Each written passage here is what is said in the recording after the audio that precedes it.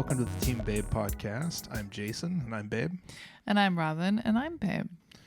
Have you ever had a out-of-body experience, Babe? I think so. Really? Oh, yeah. Oh, yeah, that's right. We talked about a few of those. I've had a few. You know, they haven't really been all that pleasant. No?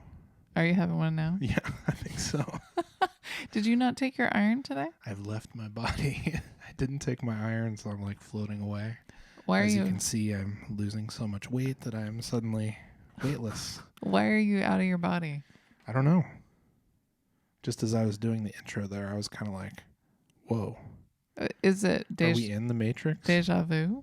So, yeah, sort of. That's what happens when you do the same thing over and over the same way. You get deja vu, you know? Deja vu. All over again. But we're also kind of in a Groundhog Day thing, you know? Like with the sheltering in place and whatnot. Yeah, it is sort of that way. And I mean, it's never too early for flapjacks. That's right. Ain't that the truth? As we all know. I can't eat them, but hey, I'll look at them like a mother. Oh, you know what? Fucker. Speaking of flapjacks, yeah. I was at Trader Joe's today. Oh, yeah? Okay. And they had, you know, those things that we were just eating that were ice cream that had rice paper on the outside or whatever? Oh, yeah, the mochi? Is that how you say it? They have mochi pancake batter that's gluten-free. Really? So it's rice pancake batter. I guess so. Anyway. Like for making those things, like the pancakes for like... what is that Chinese dish? I think it was meant to be like pancakes, like with sweet stuff on it. Hey, put some Aunt Jemima's on this or whatever. Anyway, I thought of you, and then I didn't buy it. Oh, good. That's good. That was probably a good move. Because I thought you might get like bear temptations of eating honey and whatnot. No, I'm thinking about it a lot right now. It's really rolling around in my head. I'm Nutella. thinking about all those berries in the freezer. How I could, like, you know, kind of cook those down, like reduce them down into a bear syrup, you know? Ooh, a bear syrup. Well, you know, make up those pancakes. The other night, go nuts. We were gonna go to bed, right? It was like late at night, and did I make pancakes? You like came in the bedroom and you had like all this stuff all over your hand. I was like, what is on your hand? And you're like, berries. And you were like, I'm having bear snacks. I did. I opened the freezer to get ice. Big on ice. I don't know if we've talked about this, but I like the ice in water and in other stuff too. Ice skating, ice rings. Yeah. Anyway, so I was in there getting the ice, and you saw the berries? I saw the bag of berries there, and I was like, oh, don't mind if I do, and don't mind if I do again, and then and again. Yeah. And they do. They, you know, those kind of berries just turn your hand and your mouth and everything. Oh, you were still shoving them in your face when you came in the bedroom. I wasn't necessarily trying to hide it. No, not at all. Yeah. I found it rather hilarious. Yeah. You sort of reminded me of Winnie the Pooh there for a minute. Oh, jeez. You know, that's what you want your lover to remind you of, right? You're having just a small silly old bear. Yeah. Before bed. A smackerel. Well, you know, I can't help but think it's cute. But, you know, hey, man. I probably had a shirt on and underwear. You did? If I was lucky. You did. You had a shirt on and underwear. And underwear. Just like so Winnie the Pooh. Like, yeah, except Pooh, no underwear, because no genitalia. Oh, that's right. I always think he wears little red shorts, but he doesn't, does he? No. That's me. That's me painting shorts on him. Because I'm like, dude, you can't just wear a shirt. Doesn't Christopher Robin wear like red shorts? Yeah, I'm putting Christopher Robin's shorts on him. That's what I'm doing. You're just trying to take Christopher Robin's pants off in your mind, huh? Is that your game? Are you like a pedo? You're the worst. You know that? You're the all-time worst. No, I'm not. But I do like to change the way things happen in movies and in music and all kinds of other things because we were watching Seinfeld again. Yeah. The 13-year-old is getting into the Seinfeld. We're finally getting into it. Anyway, and they had the Chinese restaurant episode, and I had remade the episode with my own take. Yeah. And I thought that I was expecting it. I was like waiting for it in the episode, and then we like watched the whole episode, and I was like, wait, where's the part where she goes over to the table and starts eating all their food? Yeah. You had like a very vivid image of it in your mind, like you'd shot it. And, yep. You know, it happened. Replace the footage. Not only had I like recorded it and replaced the footage, I also watched it back. Yeah. Anyway, that led me to think that all kinds of testimonial, court, like documentation about like, oh, I was a witness to a crime. Yeah. Boy, that can really go sideways, Oh, yeah. If I'm rewriting Seinfeld, goodness knows what happens if you see a crime. Sure. I don't know, man. Well, yeah, I mean, I think that, I don't know, I've heard people talk about studies on that, and it's super unreliable. I could see that. And it's also like, eyewitness testimony also like is really influential, right? In like the minds of a juror or whatever. So it's like the worst on both sides. It's storytelling, isn't it? Uh-huh. That's like what we're doing here right now. We're just weaving a tale. That's why we're such big influencers here at Team Babe, That's why. That's right. And I mean, that's why we work so hard every week. Pre-producing the show, getting the set just right. We do. Rehearsing. That's not a joke. Rehearsing everything we're gonna say. We don't rehearse, but we do a lot of other stuff though. I mean, it takes the first like 3 or 4. It's like a Saturday Night Live type of situation over here. I mean, we get done with the show on Saturday night, late. True. Have a little party. Head to the after party. That's true. And we got Sunday. Yeah. And then back to work on Monday, man. Back in the writer's room, writing these sketches, writing all these jokes. Okay, but who's Lorne? Who's Lorne Michaels in this scenario? We don't talk about Lorne. Oh, okay. It's me, isn't it? Yeah. No. Yeah, I guess. I don't know. The evil producer. Maybe, I don't know. There's a painting on the wall that's Lorne or something. Yeah. Dr. Evil. Yeah. So I mean, we're killing it in that respect, I think we're killing it on stand up late on Saturday night. Absolutely. And entertaining thousands of millions of people out there. No doubt. Right? I mean, you have to be by now. So how's this week been treating you? You got any highlights or anything like from your week where you were like, yeah, man? Yeah, the highlight of my week was went on a hike with a friend, I guess. Yeah. Unless I'm forgetting something. Oh, no, there were some good, like, late-night activities this week, too. Oh, yeah? Yeah. What was it? We took the boardroom into the bedroom. This was not with a friend. This was with this one over here. We did? We mixed business with leather. Oh, man. Wow. Leather with business or something. Don't be telling tales out of school now.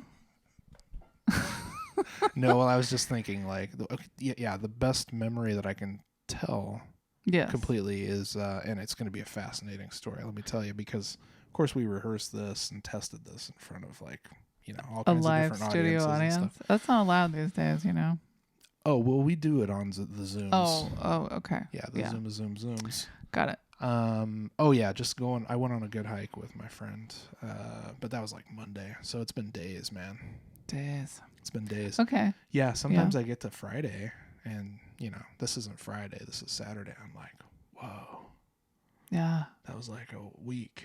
But what happened, dude? What was the highlight besides those boardroom and the bedroom business that you can't talk about? Going on a hike. Oh, okay. Had a good hike. I got really sweaty. Got a good workout. Well, good. Yeah, and you need your workouts, and I do. You need one tomorrow. Okay. It's been mandated. You're part of the prison. Yes. Whatever. Yes. Lockdown the protocol. Prison lockdown protocol on fitness and dieting. Totally. Now, I discovered a new thing in my prison workout this week. Oh. Yes, I that? did. A new, like a new pose in the mirror when you're like, is it like a new one where you get your triceps to really like stand out or something like that? Like you just got the turn of the elbow out just perfect or something? No? I mean, I have to say I've really been spending a whole lot of time in the mirror. I mean, today getting the shirt on and brushing my hair was probably the most. I really entertained that. Well, you look marvelous. Well, Let me you. just tell you, and I think the listeners and viewers will agree. I bet the listeners would agree. Yeah, you look amazing in my mind. Okay, so Sexy, it could be smoky voice. It could be anything. Hey. If you've never seen us, I'd love to know what you think we look like. That would be really funny. Oh man, I love that. I love that too. I'd draw a picture from whatever the vision is in your mind. Totally. Real quick on that note, I remember I saw I think the first time that happened to me was I saw a local radio DJ. Oh yeah. At a live remote when I was a kid, and it was somebody that I'd heard on the radio over and over and over again for a long time. Right. Were you horrified? Yeah. I was like, okay, now I understand why some people go into radio. Right. Right. Exclusively. That's what happened to me when I looked up all the NPR people, local and national, that I had been listening to for, I don't know, 5 years or something. Because I think the kids were asking about, what do these people look like? We never see them. And I was finally I looked them up and I was like, oh my gosh. Wow. That's so mean. It is mean. I'm sorry. I'm mean. Yeah. Anyway, I just realized I won't name. See, I didn't name names. I'm not that mean. Oh yeah. Man. It could be worse. You got all the. I'm like Mother Teresa over here. Lock, okay. Man. You're the best person ever. I am. Thank you. Yeah. Anyway, back to my prison workout. Yeah. Sorry. So I used the rower this week. Yeah, the concept too. Yeah. You got to familiarize yourself with the horrific torture machine that is the indoor rowing erg. Well, I kind of liked it. I mean, it was kind of mindless, and it was sort of I just put on my Rage Against the Machine, playlist, Excellent and rowing playlist. And I just watched those numbers on the screen, and I was like, okay, I'm going to get to 2,000 meters. Okay, I'm going to get to 2,100 meters. Okay. And so, actually, I mean, it was kind of nice to mix it up. Yeah. Yeah, I mean, I hate and love that machine at the same time. I feel really grateful and lucky that that was loaned to me for the course of this, this thing that we're all doing. But and I haven't used it enough, I think, based on that. But man, it is such a great piece of equipment.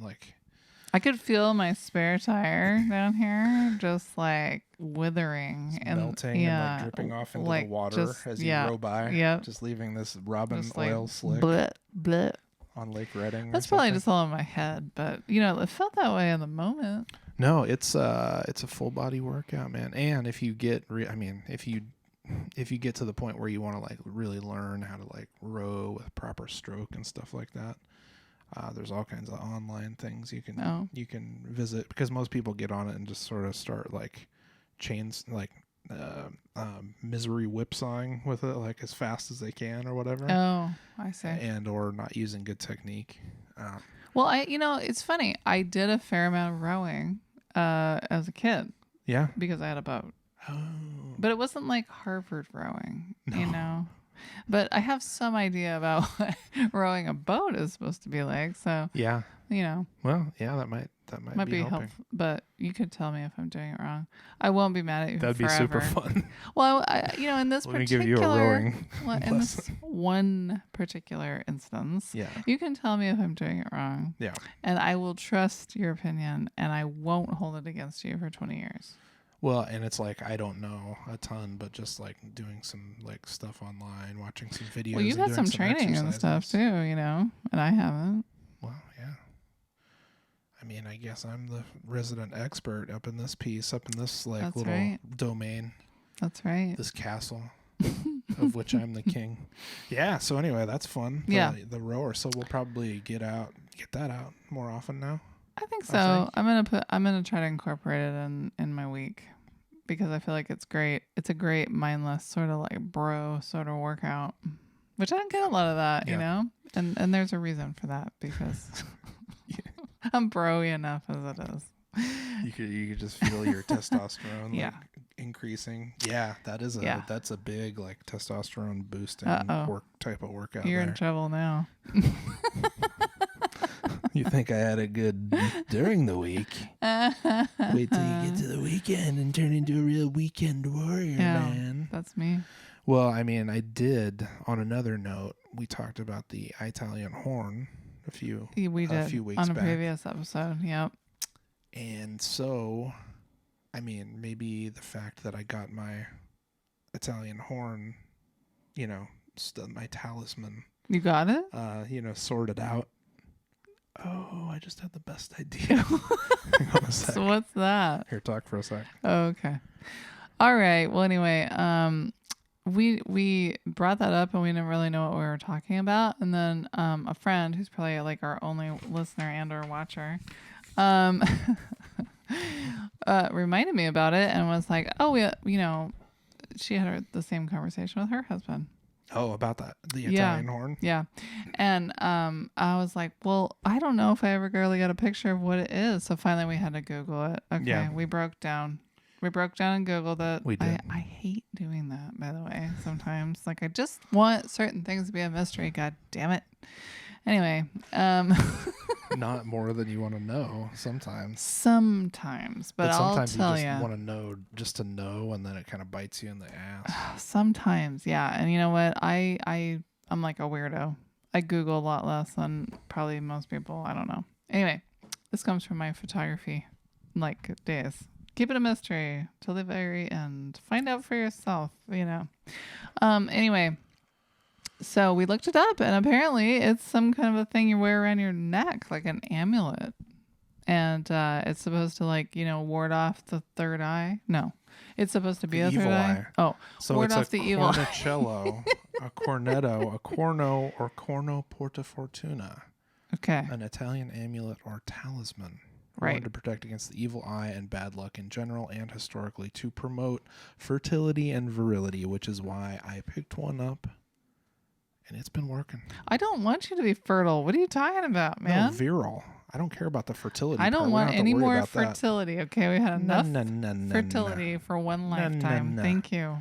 Yeah.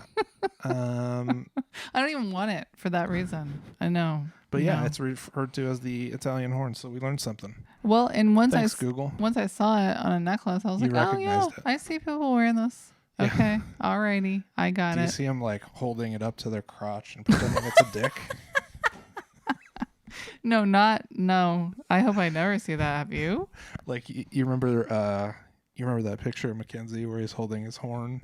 Yeah. Against his crotch.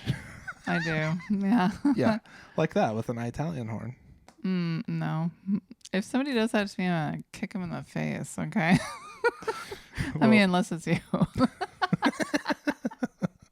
Well, yeah, I would hope you'd kick anybody else in the face, but it'd be kind of funny.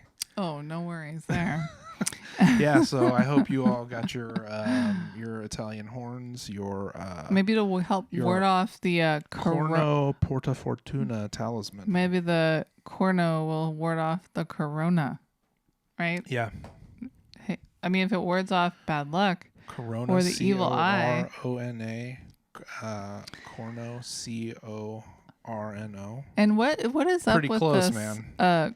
There's the cornucopia, right? Which is like a horn full of fruit or some shit that you're supposed to have at Thanksgiving. Oh, it is? Yeah. You're supposed to have that at Thanksgiving? I've never had that. My family had one, but guess what it was full of? I don't know, like rotten oranges or something, or like rotten grapes. Something rotten. Fake fruit. Plastic fruit. And we would only kind of bring it out, at Thanksgiving. But we couldn't eat it. What a fucking buzzkill. You couldn't eat it. Yeah, and you wouldn't want to. They had the fake 70s grapes. You know what I mean? That were like rubber or whatever. Yeah.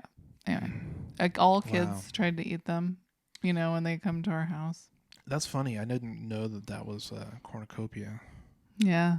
It's the same shape. It's the same thing. Yeah. So I don't know if it's supposed to be. I guess it's full of life, isn't it? That's right, man. It's full of them fruit and them seeds and all that. Stay away. And it's a horn. Okay. I mean, that's sexy. No more. Okay. Yeah, but I mean, if it protects you from the coronavirus, from COVID-19, and or if it wards off evil spirits, the evil eye, and brings good Are luck. you gonna buy me one? A solid gold. What's it called? Well, you are Italian. Cornicello. So, yeah. I am 1%. Oh, what a disappointment. That's a lot. 1%? That is not a lot. Yeah. I'm mostly French, you know. That's why everybody hates me. Oh. Anyway. That's why. What else, man? Okay. We had another highlight. We had 2 highlights. Yeah. 2 highlights, okay? I guess it was a pretty good week, huh? Yeah, look at all these highlights that we're thinking of. And people say that I'm negative, and I'm not. And I'm thinking of all these positive things. So ha ha on you. Yeah. Okay. So first of all, sons of bitches. Everybody thinks you're nice, and you're not. So anyway, don't spoil it. Don't spoil it for nobody people. would believe me. I mean, I'm playing the long game. Yeah, you are. You know. I know the truth. Okay. So anyway, we got a special package in the mail from Northbound Coffee Roasters. That's right. And we got our 2 pounds of coffee. That was awesome. That's great. Yeah. What a difference that is between the regular sort of supermarket stuff. Mm-hmm. No comparison. Yeah. So if you're all about supporting your local businesses, they're shipping. They're shipping. They're shipping so and they're delivering. Get in touch. To markets anyway. No, they're shipping to people. They're shipping. Yeah. They're shipping all their stuff. But delivering too, I think. I think so. Anyway, yeah, get yourself some Northbound coffee. It's delicious. I recommend the medium and light roasts. Absolutely. I saw some kind of spring fling something or other flavor. So. Ooh, that sounds fun. I made that up, but it's some kind of spring thing. You made it up. I make everything up because I can't remember anything. Well, the other highlight. The true motivation of an artist. Yeah. I'm creating my own reality all the time because I can't remember anything. The other thing that I think was a lot of fun this week was we watched the Chappelle Mark Twain Award documentary. We did, yeah. I resisted it for a long time because I'm still not prepared to admit that I like documentaries, and it's not even really a documentary, but I thought it was going to be. It was a documentary. Was it? Isn't that the definition of a documentary, where it's nonfiction and they're documenting something that's happening? I guess, but is every stand-up special a documentary? Pretty much, yeah. Okay, because it was somewhere between, I would say. Yeah. Because it had funny speakers or whatever. Yeah, for sure. And Dave, and people going up at the comedy club in DC too. Yeah.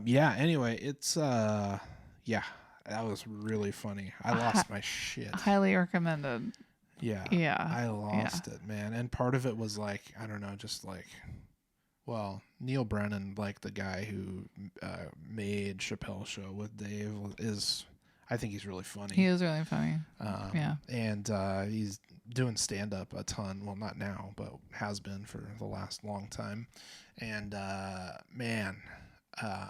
his his speech at the thing was really funny. Good. And he was referencing, I don't want to spoil it for y'all, but referencing, some sketches or parts of the Chappelle Show that were super funny and that would cut to those and intercut that type of stuff. Man, it just got me. Yeah, it was good. And it made me realize that we used to watch Chappelle Show on Comedy Central when it was just on, when we had cable, when we were rich or whatever. Yeah.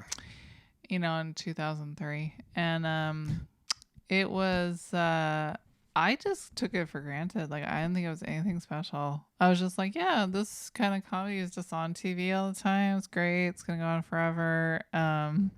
I didn't necessarily think all of it was funny. I was more into the, what is that guy's name? Charlie, the famous comedian guy's brother. Charlie Murphy. Charlie Murphy's all the Charlie Murphy skits and all of the Rick James shit and all that. Yeah. I was super into that. Everything else, I was just kind of meh. Like all the racial stuff, like I was just going, whatever. I mean, but now when I see it, like with the perspective that I have now, I'm just like, oh my God. The racial draft and like, I don't know. It was like so golden, like and I Black just Bush. yeah, I didn't appreciate it at the time, and so I do now, and I feel like I need to go back and watch it again. Yeah, we probably will need to. I think we're gonna have to like buy that or something. I think so. I mean, because that would be fun. Yeah. That'd be another fun one to have in the old back pocket. and that's one we've got to find the one where like the what Yeah, Little John. Yeah. Is it Little John or Little? Lil. Lil? I think so. Okay. Anyway, yeah, that cracks me up, and Charlie's got to say that because he'll lose it. Anyway, so Chappelle, worth a watch. Watch that if you're on the fence for whatever stupid reason. If you're like me and you think you're not gonna like documentaries, so you just continuously you know. You're silly. You put them on your list. You're silly. But you scroll past them because you're just like, I don't. And then somebody documentary. Somebody calls you out and they're like, "Hey man, why ain't you watching this Chappelle shit? Yeah, like isn't this fan. your boy?" And you're like, "Okay, fine." And then you have the best time of your whole week. Yeah. I also you nailed it. Also, you know how the internet is just like a big steaming pile of garbage, pretty much. Yeah. Every once in a while, as you dig through the garbage, you find little gems, little diamonds, in the garbage pile. Little John. Little gems. That's my new rapper name. Rapper. And anyway, I found a couple little gems on accident because I've been listening to more music on Apple Music because I'm just like, well, I've got more time to think about that because I'm here. And it's kind of nice because I'm like really, really, really extremely behind on music in general. Yeah. So I found two music videos that I was like, yay, I'm super into that. And one of them was Adele. Yeah. Send My Love to Your New Lover. Is that the name of that song? Yeah. Huh. And the other one was Red Hot Chili Peppers, Suck My Kiss. But the music video that I hadn't seen is like my favorite song. That's amazing. And I watched it. I was like, whoa. I think that music video was one of those ones that was like on all the time, right around like, after Blood Sugar Sex Magic came out. I think I just ignored it. I don't know. Suck My Kiss is the song. Yeah. Did you say that? Yeah. Yeah. Because that was all about like what I got, what's the new song? What's the big hit from that? Give It Away. Give It Away. I was all about Give It Away. But this must have come out first because I feel like I just wasn't paying attention to that band at all. And the weird thing is I didn't remember the video at all, but as soon as I started watching it, like I remembered like the shots and I was like, I remembered like every single part of it. Okay. Yeah. Where I didn't. It was like, I don't know. I missed it. Yeah. So we've been having like the same experience for the last 20 years somehow. It's amazing, but it's due to me forgetting and you not seeing. Because if you would have seen it, then it'd be locked in there forever. Oh, at 100%. Right? It is now. Yeah. Yep. I know why I didn't watch it. Because it started with this like military parade. Oh. And I was like, click, like I don't need to watch any military shit. Done with that. I mean, like that's why that was like before the thing came up too, like to show you who it was. And I was just like, I don't need to watch that. I mean, that's all about me just hating that because of my dad. Right. Being. I'm not like. Okay, never mind. That's a conversation. But I digress. Before another day. But I hadn't seen that Adele video either, and that was interesting. Yeah. And Adele is actually in the news. She is? What's up with her? Yeah. Well, I guess like some new recently, like we're like a couple weeks in the future right now. Well, give it to me. Anyway, like she get on it, John Tesh. You fucking hack. Yeah, hurry up. Right? Is it John Tesh who was on what was that? Entertainment Tonight? Yeah. Uh-huh. was a good one. Yeah. Anyway, yeah. So, yeah, she's in the news because, like, I don't know, she posted some pictures or some pictures of her came out, and she's like way skinnier. She's on that prison diet too? Yeah. Oh, wow. And so, I guess like a bunch of people are offended by people thinking she looks good, you know, or whatever, because of like, you know, like accepting all body shapes and sizes type of thing. Well, if you're going to accept all body shapes and sizes, can't you accept her as a skinny person too? I mean, exactly, but they're offended by the fact that she's skinnier and getting all this attention for it. Because they're not skinnier or something. Hold the phone. And I can talk about this because I'm fat. And I can talk about it because I'm sort of fat. So anyway, okay. So now, like, I think this is all nonsense because, first of all, even when she was her heaviest, whatever that is, she was like super famous. Like, I don't see. Right. But like her, you know, being like her body looking the way it looked and stuff like that, was like latched onto as like a, you know, a positive thing, which I totally agree with. Like, okay, so she may be bigger, but she's like, you know, like this awesome singer and we love it and she looks good. I and thought like, she was sort of like a celebration of all body shapes and sizes. I mean, I think she's a good looking person. Yeah. And then like she lost weight, you know, like a lot. Like in that video we watched, she was way skinnier than that. Okay. Than she was like I haven't seen it. In that first. No, the video that we watched. Oh, you mean she was skinnier than that than she wasn't like in other videos from other albums? From older previous I gotcha. albums. Like she lost a bunch of weight. True. And that's known. Right. But then this is like a level beyond. Okay. Like she actually looks like Emily Blunt's big sister now. And so now people are mad at her about it? People are mad. That's what I heard. I don't know if that's true, but I heard it from somewhat reliable. Okay, well, I mean, I haven't seen these pictures, but maybe if she was like wearing a, you know, G-string or something. Okay. No, I don't think it's like that. I think I saw the picture in that, like, I kind of scanned past it and was like, whatever the fuck ever. I don't care. You know? Yeah. Yeah, I do a lot of that too.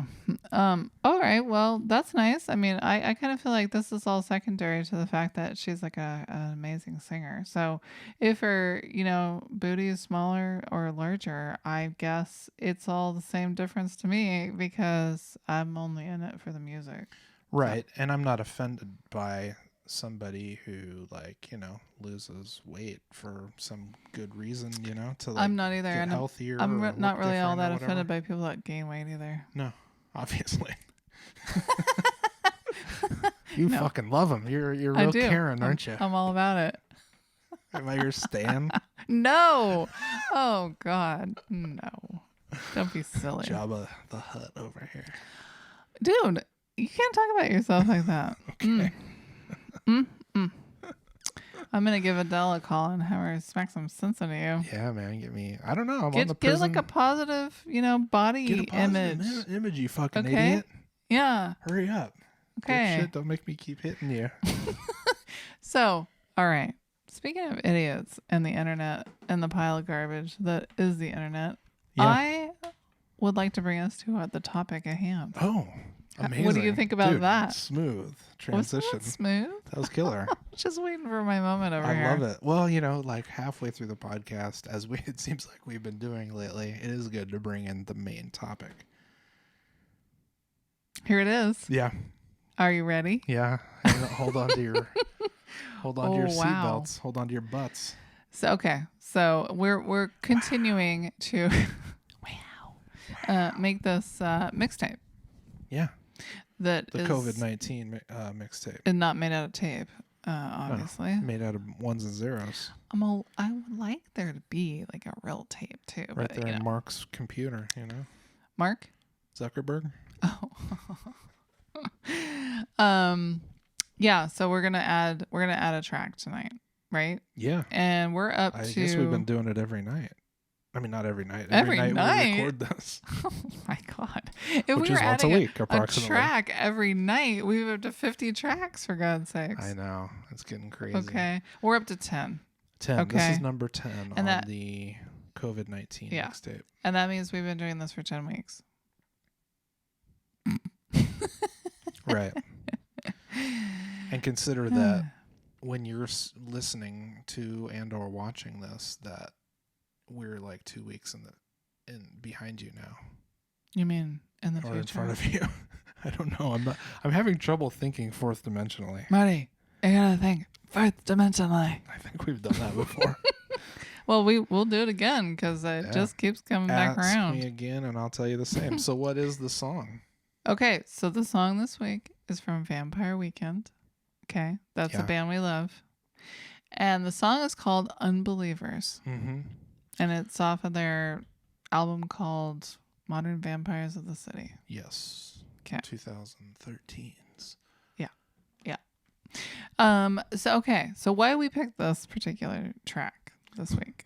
You want to elaborate? Well, like it's there's been this undercurrent for the whole time this has been going on, and before that, of like all these, like conspiracy theories and stuff surrounding like the COVID, and I'm like trying not to burp into just the do mic. it and get it over with.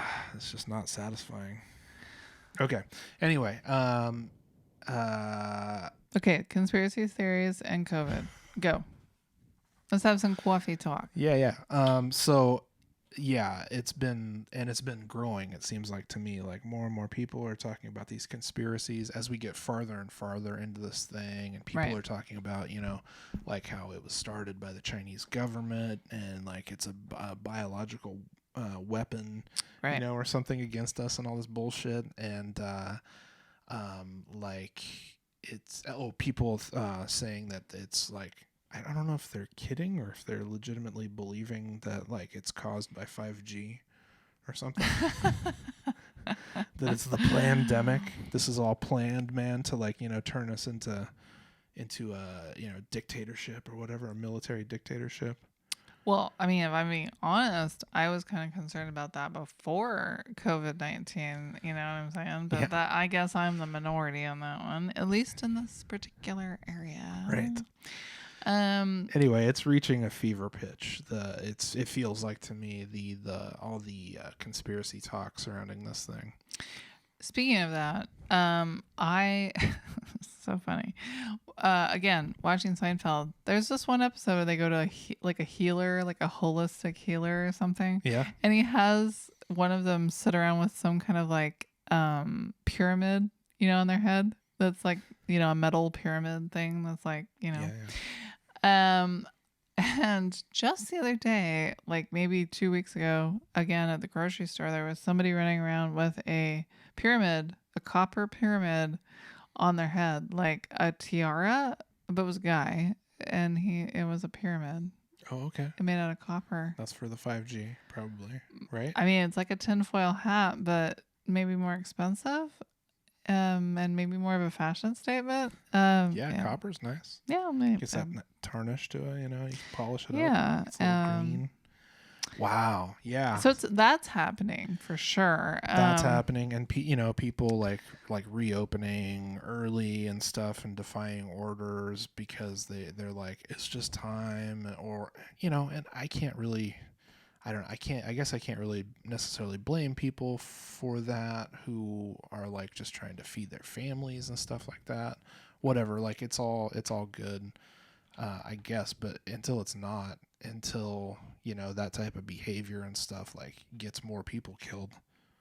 I think it's just like not to bring it down. I think we've agreed there's just too many unknowns, and for us, it just doesn't feel like a 100% like it's time to do all these things and go back to normal. Yeah. I still don't feel like that we're going to go back to normal. No. And I just think that there's a lot in general in this particular part of California. There is a lot of like conspiracy theorists, and there's a lot of isolators and just people that just, I don't know. They want to believe the opposite of what every science says and things like that. And so this isn't new news to us. It isn't like unexpected or anything. But in this particular situation, I think it's a little bit more pressing. Yeah. Like, it's one thing if you think that like planes are dropping, you know, like chemicals on your head and you're going to, all your cells in your body are going to explode at the same time or something. Okay. Well, you can just go on believing that and really nothing will happen. Right. But this is a situation where if you continue to believe that that this virus isn't real, then you could potentially get sick or make someone else sick or what have you. Right. So it's a little more serious than the old chemtrails. Yeah, it is. Because, like, at the worst with, you know, chemtrails or whatever, it's like, okay, well, so they just live in paranoia alone. Yeah, and if you're wrong, then everybody's fine. And if you're right, then we're all done. We won't know and we'll be dead. And we can't do anything about it. Right. Right? Yeah, but I don't know. I this guess we is could different. do something about chemtrails, but we'd have to learn how to fly. Well, nobody's really flying very much now, so maybe that's alleviated some of the chemtrail problems, you know? Yeah, we should do a little research into that, see how the conspiracy nuts are going with that. Nuts. Oh, sorry. Oh, value judgment. Yeah. So. So anyway, once again, here we are. We're feeling a little bit on the outside. Yeah. Of just our physical, location, situation, whatever. Right. The majority. And yeah, so it's kind of interesting because, like, usually, so if you said unbelievers, you'd be like talking about people who, like, you could see that as, like, depending on your point of view, like, okay, the unbelievers are these conspiracy theorists. They're just they're not buying the company line, man. They're not buying the science, right? You know, yeah. They're not going to let the wool get pulled over their eyes, you know. Yep. But, like, it really depends on what the majority is wherever you are. And here it feels like, I hope it's not true, but it feels like the majority is, like, kind of leaning toward that side. Like, hey, we're done with this. Either we don't care or we don't believe the science.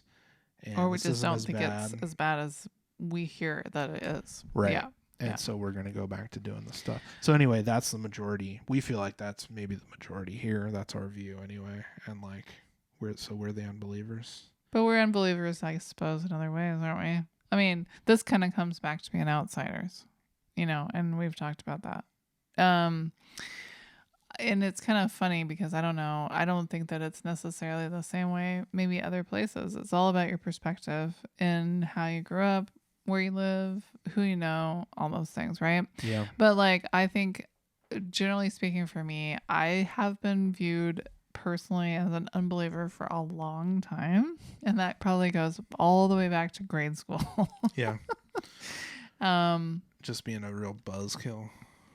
Well, I mean, I'm a buzzkill, but no, like, it's specifically about religion. Oh, okay. Right. Like the traditional definition of an unbeliever, I guess, or whatever, or a heretic or something. Well, okay, so I'm all about science. Like, I know people don't really think about that when maybe people that know me don't necessarily, like, associate me with science because I'm not a scientist and I didn't choose a path, like a career path in science.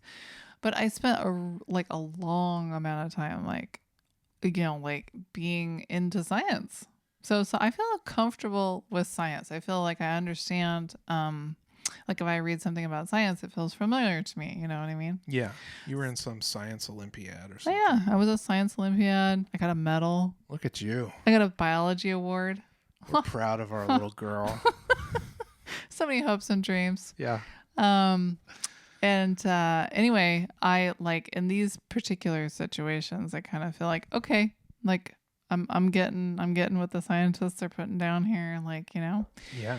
So, in this way, I think that is part of, I'm just a logical person. So, like, in grade school, I had friends that wanted me to be religious. They wanted me to be saved. They wanted me to go to church and, get with the program. And I did, and I went to church and I went to youth group and I read the Bible and I like did all these things that people asked me to do because I really wanted to like give it a fair shake, you know? Yeah. But you also like had romantic aspirations too. That had to do with religion? Yeah. Like what? But mainly like, right. Wasn't there a certain person that you were trying to get with or something like that? Well, yeah, but this was before that. Oh, okay. This was before I was just trying to get in somebody's pants. Oh, gotcha. I realized later you could use religion as a way to get into somebody's pants. Interesting. So that was later. But in grade school, I wasn't necessarily trying to get in somebody's pants. You know, I was a little young for that. Yeah. I just, a couple years. I mean, you were watching a lot of Madonna videos. So. Well, if you'd been around, it might have been a different story, but oh my God. I digress. Anyway, so my best friend and I, we had a lot of really heated discussions about Jesus. Yeah. And Bog. Yeah, and it made her really upset and sad, and I had to just stop, talking about it and stuff. I had to stop going to youth group and stop I just had to put the kibosh on it. I was like, this isn't for me. Until like 2 years later when I was like, well, I could go to church if there's some other reason. But thank God that didn't work out. That was the getting your pants reason? Yeah, that was not meant to be. Okay. And that's all good. Yeah. But when I think about this song, I think there is a lot of religion mixed into it, right? There is definitely. I hadn't like paid, as often happens, I hadn't paid like super duper close attention to the lyrics or something. But it's funny because it's this like upbeat, bouncy, kind of like fun song. It's in major key, right? Feels upbeat. Yeah. Yeah. Yeah, man. It's like you're moving, Yeah, you're moving and grooving. Yeah. But it's got like a lot of other Vampire Weekend songs, like fairly dense lyrics and for sure. And with a lot of like kind of weird references that you might not catch at first or something. Especially if you just aren't tuned into like paying attention to that, like by default, like you are, but I'm not. We're on opposite ends. But I mean, I do like lyrics, so it's weird. I just don't. It's still ultimately like secondary. Which is interesting. Anyway, whatever. Whatever, Jason. Yeah, whatever, Jason. Talking you about big this nerd. and that. You dummy. Big Job of the Hut. Oh, dummy. Stop it. Stop it. I have to keep hitting you. Stop it. I love it. I'm like a dog. Anyway, what was I talking about? Okay. All right. Hold on. Let's back up for a second. So I told my story about being an unbeliever, right? Yes. I was presented with the truth, in quotation marks. Right. And I dispelled it with my rationality. Correct. Not in a hateful way. No. Because I don't really I'm not upset with people that enjoy religion. It's just not my thing. Yeah. So what about you? Yeah. So, I mean, going all the way back, religion was like non-existent. Like, I think my family, my immediate family was sort of like rebelling against like my mom's religious like tendencies or whatever. And so there was nothing. Gotcha. And it wasn't like in a weird militant way. It was just like, if grandma started like trying to pray for you or something like that, it would get like shut down. Gotcha. Kinda, because I think my mom was just like, I'm so done with your bullshit. Right. Burned out. Yeah. But then like, eventually sort of somewhat, not really independently, but probably like, with some friendly influence or whatever. My mom, started going to church and stuff like that, and like has a really like kind of involved and rich, I guess, like church life now or something. And there was a time when like I was participating in that. We joined her in that for a time. We were going to the same church and stuff for a while. We tried it. Yeah, we again kind of tried it out. Yeah, tried and it like on. I had ins and outs with that. I think I at some point like in mid to late teens, I think I like was like kind of into that stuff. You were into that when I met you. Yeah. Yeah. And I wasn't like, put off by that or anything. Right. Yeah. And then I think I've mentioned it before, but so eventually like this all plays out. We kind of stopped going to church just because like it's annoying to go do something like that on Sunday. It is. It's really annoying. I mean, for first probably of all, the best reason. Don't you want to sleep in? I mean, come on. I do. I don't. I just want to do stuff I want to do. Well, I don't want to sit around and be quiet for 3 hours. That's hard for me. Yeah. Yeah. So anyway, like eventually, like we kind of stopped going and whatever, and we would go to this or that, just like to be with to participate with family, my mom and family or whatever, and friends and stuff. And so anyway, I think this story's been going on for 58 minutes now. Is that about Your right? story? Yeah, the one I just started telling. Wow. I don't think so, but anyway, so the punchline is, and I think I talked about this on a previous episode, with like, I don't know, it had sort of been waning for me because I was thinking like about stuff like, okay, well, so like we had sex before we were married. Tell the whole world, why don't you? So irresponsible. But so anyway, like, am I supposed to feel bad or guilty about that? Hell and I'm no. like, yeah. Right? I'm like, no, that's like the best thing that ever happened. Like, I love this person, and like, like that's like an expression of love. Obviously, if you've ever done it with somebody that you like really care about in that way or whatever, like nothing about it feels wrong. Nope. And so if you like examine that and stuff, and then you're like, okay, so a big tenet of this religion is this thing where you're supposed to stay pure, you're not supposed to have sex and all this stuff like before marriage or whatever, right? And like virginity and all this stuff is like such a value and all this. Yeah. Okay, I think the story's been going on for another 15 minutes now, but anyway, like, is that because you're enjoying telling it so much? Yeah.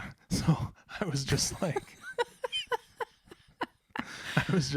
no, this is more and more bullshit. Like, whatever. So you don't have to pay attention to that. Maybe you do this other stuff. Like, it's not mostly, whatever. So you didn't feel like you're going to go straight to hell the second that we had sex. Is that what you're saying? Correct. Yeah. Okay. So, I mean, that calls into question other stuff. And then eventually, like, seeing, I don't know, just getting different perspectives from, like, podcasts and reading different things. Sure. And talking with, people with different opinions. And then, like, watching stuff like that Joseph Campbell documentary. Yeah. And everything. It's just like, okay, well, now I know what this is. Yeah. And it's like, it's nothing to be, like, angry about or something, and it's totally fine for people to participate in this thing, but this is just made up shit that we're doing, and you don't have to do that. That's right. You have a choice. Yeah, I agree. And nobody was trying to make me do it. No, but it's like I felt like this sort of somewhat of an obligation to like still be involved in that, and then I just like was like, well, I just completely let that go, and then my life started going downhill so fucking fast. Did you feel that the beast was close by? Yeah, Al Pacino like came out of the shadows. And wait, yelling at me like the devil. Did you become the beast? Because you are a beast, you know that? Yeah. Yeah. Pac-Man. Always have Pacino turned me into a beast. I was Kane. Oh wow. Remember that Devil's Advocate? Oh, movie? I hated it. I do remember it, and I never watched it again. It's pretty good. No, it's horrible. Okay. Well, anyway. Yeah. So anyway, like that's the story of my life. So what's the story of your life? So okay, let's get back to the song. Yeah. I like this whole thing that they have the lyrics where they're like, "I'm not excited, but should I be? Is this the fate that half the world is planned for me?" Mm-hmm. And then, "Girl, you and I would die unbelievers bound to the tracks of the train." I mean, I think it's just kind of like, these extremes. It's like a song of extremes. Yeah. But it's all kind of tongue in cheek because it's these major chords and like this kind of like haha poppy like. Yeah. There's a lot of sarcasm, and that works really well for me because I'm a very sarcastic person. Sarcasm is good. And as far as Vampire Weekend goes, like they're to me a very like romantic band, which I mean lyrically, let's say. Yeah. like all the imagery and the references and stuff. It's like deep and rich. It's and it's very like it just kind of reminds me of like Dead Poets Society. It's like these white kids that are from New England. They have this like she life where they get to go to the Hamptons in the summer, and they go to Harvard for school, and all these things, these kind of like East Coast ideals that like white waspy people hold dear. Yeah. Right? The elites. The coastal elites. And gosh darn it, I love them to death. Those coastal elites. They were my heroes as a kid, Like, this was what I was striving for. Go to Harvard, go to an Ivy League school, become a lawyer, go to the Hamptons in the summer, eat your lobster, sit on a fancy blanket. I mean, all the things. They are like speaking my language, okay? In fact, when we were talking about this, you came up with a new term for like basically a person who lives that life. You said that they're living that lobster life. Oh, they live that lobster life. Okay. And then you're like, they're a lobster. I was like, a lobster? Yeah. Like, is that a saying? Like, do people say like, oh yeah, they're lobsters up there, or like he's a real lobster? He came from whatever, like Rhode Island or something. Like, is that? Yeah. Well, a lobster is a creature that is very expensive. Okay. Right. And lives on the coast. Right. It actually lives in the water, not necessarily the coast. Well, you can't have a coast without water. Okay. Like, I mean, I hate to tell you. Okay. But they talk a lot about lobsters in that first album. Lobsters' claws, sharp as knives, and all that, Mm-hmm. Right. So, anyway, it's just very like it's like my dream life, via 1993. Yeah. Yeah.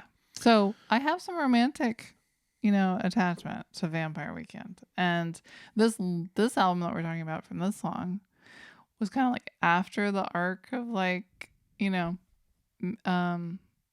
losing everything. Oh. But we still had our looks. Yeah, and being broke as shit. And so in perspective, like on the other side of, thinking about being rich, waspy people, and then coming to the other side of it. Yeah. After all that happened, I was like, this band's actually like really punky. Yeah. They're really like scrappy and punky.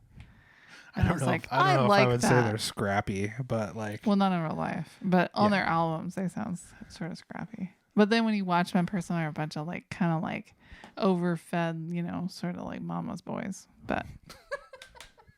sort of pasty and doughy a little bit, like... Like mama's been feeding them, like filet mignon or whatever. Yeah, so a lobster is a New England Etsy murder wasp. That's right. Yeah. That's right. Like circa 2009. Yeah. Yeah. So what's this murder wasp thing? Oh. Should we not talk about that? Do you want to know? That's in the news. They found a murder wasp. It's an Asian wasp. It's gigantic. Apparently, if it stings you twice, you're dead or something. Okay. I don't think that's true, but it's a big wasp. It doesn't belong here. And they found 1,000. I don't read these headlines in Washington or somewhere. Washington? Yeah. And if that's right up there. You know how much you like bees and shit. So, yeah. They're like this big. And they have like real big eyeballs and everything. And they have like red eyes. Yeah. And red glowing eyes. They look at you like, I'm going to get you. I'm going to murder you. And oh my God. Yeah, anyway, be on the lookout for those. Is that for fucking real though? Yeah. Okay.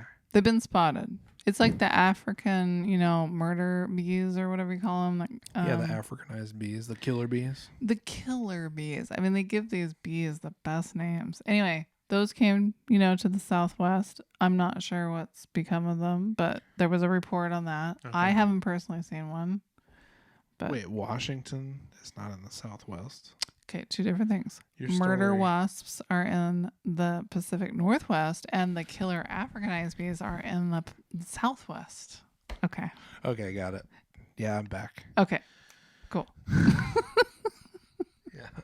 Do you want to investigate further on the murder wasps? No, I'm Okay. good. Okay. I'm good. I figure I'll see the cloud coming at me from far off. I'll be ready to go. Be ready to throw down with these murder wasps.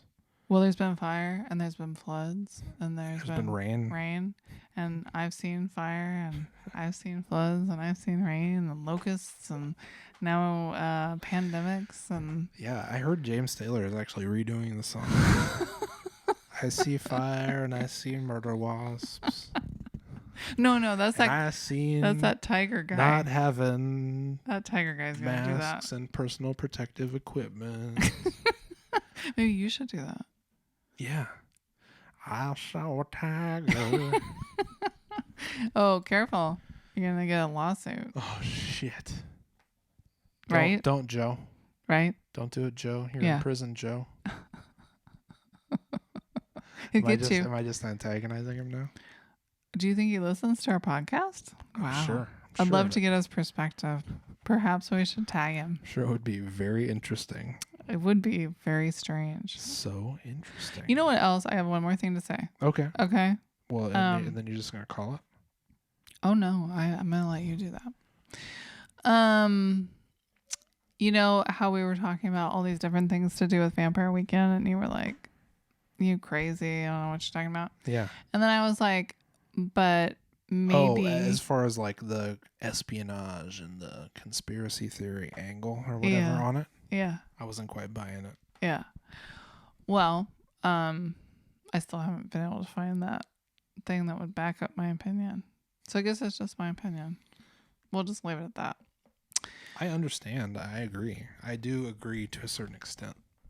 But when we were talking about that, we were talking about conspiracy theories. We were talking about, misinformation, all this stuff, right? Yeah. Which is what led us to this song. Unbelievers. Right. Yeah.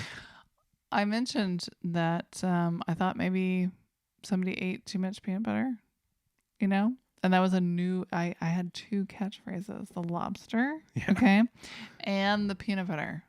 And if somebody's eating too much peanut butter, it means they're tripping out because people like to eat peanut butter with mushrooms. Okay. So that's like my little side note. Like if I say to you, boy, you've been eating so much peanut butter, then you'll know that what I mean is, yo, you tripping out. Yeah, you were dipping your psilocybin mushrooms in them. Yeah. Yeah. Okay. So just FYI. Good to know. Okay. If I bring that up again, that's what I mean. I'm tripping. And I'm so glad we wrote this all down. Boy, you tripping. Well, I'm so glad we wrote it down. I'm so glad we rehearsed. I'm so glad to be here. I'm so glad you joined us here. This is our little Mr. Rogers segment of the show where Robin's going to sing you a song. I'm going to play amazing jazz piano right over there off camera. I always wish I had a neighbor just like you. It's going to be wonderful. Yeah. Yeah. Well, it's you that I like. Oh, it's you yourself? It's you? Yeah. Oh. Yeah. Thanks, babe. Thank you. Thanks for being here. Thanks for being a friend. Thank you for being a friend. Yeah. I love you, babe. Love you too.